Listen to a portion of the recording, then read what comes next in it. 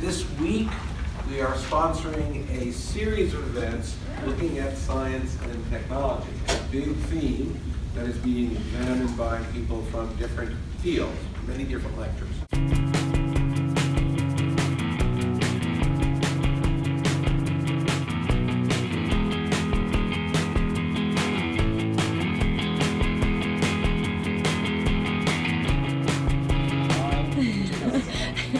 Or the most serious face you can conjure.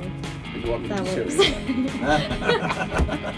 works. Science, the label science, is just a name that people attach to a wide variety of activities, many of which look very different from one another, so that only issues of historical contingency can help explain why they are or are not lumped together in particular ways by different people at different times.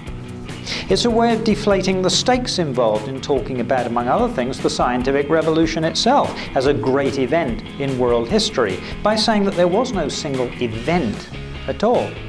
There's another question that you might be interested in, which is what even counts as science in the first place, right? And there's these things that seem like science that Popper concludes are in fact not.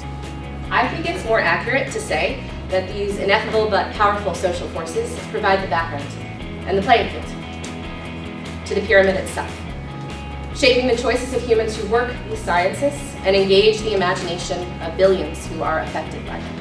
If we project it up by fits, what happens is the B sharp, when we get to the top, is exactly a little bit larger.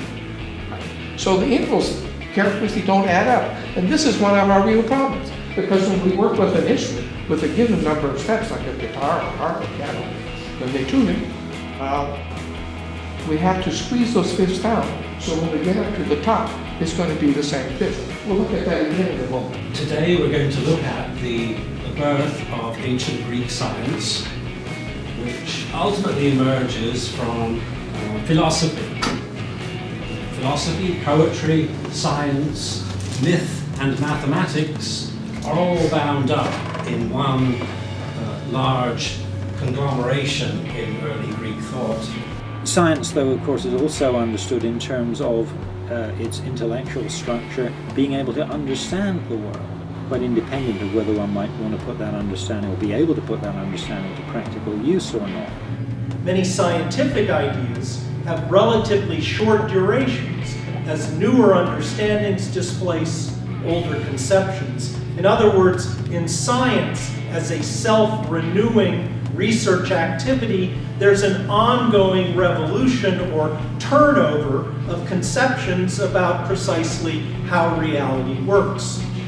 It's not enough to say Thomas Edison invented the light bulb. You gotta have a socket in which you're gonna stick your light bulb. And that socket has to be supplied with electricity, going all the way back to Niagara Falls, where the waterfall created the electricity that Thomas Edison used in order to make his light bulb work. This is what we call systems theory. We understand machines in relationship to other machines that make them work.